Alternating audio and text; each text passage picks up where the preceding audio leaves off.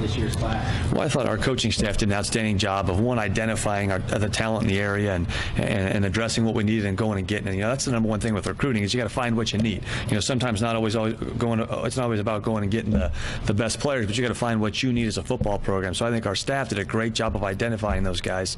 And then, to have a successful recruiting class, it takes an entire university. So that's the first thing I like to do is thank our staff because they went out and did a great job of finding the kids and building the relationships with the coaches and the kids that we brought on campus. Our compliance office did a good job of processing the paperwork to get these guys on campus, our financial aid offices, and the energy on campus was outstanding, which was created obviously by our president, Michael Schonrock.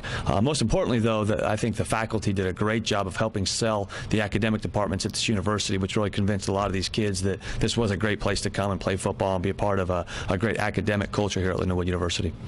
Coach, talk to us about how excited you are about not only the local talent here in St. Louis, but the versatility of some of these players as well that potentially could play both sides of the ball. So keeping the local talent around St. Charles and St. Louis has always been a priority for us, and so I think this year was outstanding because we were able to get a lot of those kids on campus and then close them once they got on campus, and there was some great talent in the St. Louis and St. Charles area, and the timing with the Rams leaving, these kids, we need some great football here in the St. Louis area. So obviously we want to capitalize on that market and put out an unbelievable product on the field, and the more local guys we have, the more people can come out and relate with our football team, with our football players. So we're fortunate though that the class here in the area was really good, and they took care of things academically, so we can get them in school. They saw the value of being at such a great university like Lindenwood is, and so we were able to capitalize on that and have a great local recruiting class come in.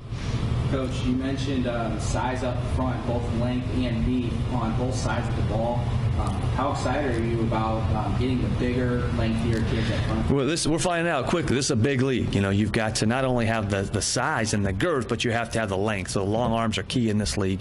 So we were able to go out, identify the length that we needed, not just long to get long. We got long, good football players.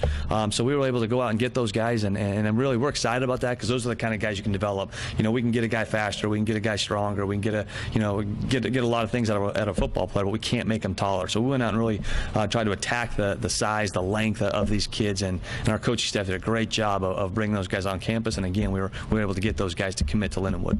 Lastly, Coach, you have these guys signed.